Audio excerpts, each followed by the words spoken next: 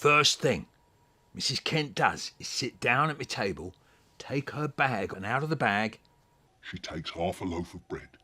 Next, she takes a little penknife. Now, this little penknife had 2 rusty blades, one either end.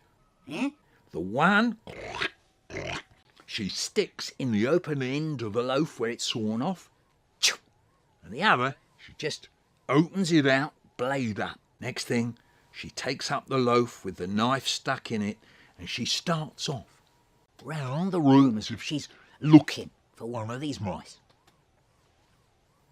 In the end, she comes to a hole between the boards and the skirting, and straightway she's laying down the loaf a little way back from the hole with the blade of the knife sticking out. Next thing, she takes my chair and sets it down a little way back from the loaf and knife.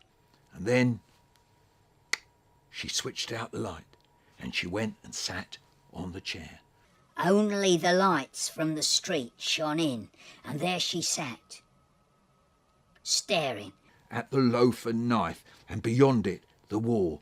And there was me, peering through the keyhole, not daring to breathe. She sat there, staring at that hole. Scrape, scrape, out of the hole came a mouse. It came, slow, careful, sniffing at the blade of the knife. Mrs. Kent sat there with the street light shining in, her eyes fixed. Not a hair on her head moving, and there was me at the keyhole, staring. The mouse stopped at the blade, sniffed again, and then back it ran to the hole, and still she sat. Until, all of a sudden, there was another little sound.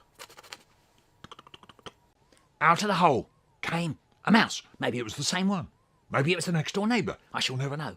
I couldn't see clear enough anyhow. Anyways, this time, all of a sudden, for a third time, comes a mouse. Maybe the same mouse.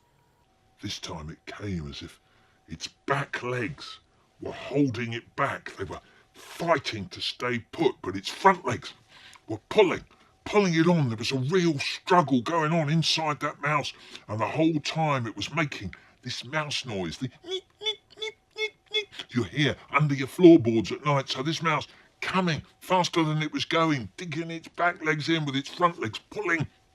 Got to the blade. At that, old Mrs. Kent, she got up, she took a cloth and paper bag. Out of her bag, she picked up the mouse by its tail, put it in the paper bag. She put the paper bag back into her bag. She mopped the blood off the floor, wiped her knife clean, put the cloth in her bag, pulled the knife out of the loaf, snapped the blade shut, put the knife in the bag and put the loaf in the bag. And the whole time it went on, I was still watching. I just couldn't tear myself away from that keyhole. She got up, turned, and came towards the door. And still, I couldn't tear myself away. She opens the door, and there I am, still on my knees. Don't say I never told you, she said. I warned you. What you've just seen will live in your head till your dying day. It will torment you for the rest of your life, or till you find a way of ridding yourself of it. At that, the woman, the Bakerloo flea woman, turned on me, sitting there upstairs on the last bus home, with a funny look in her eye. And I have.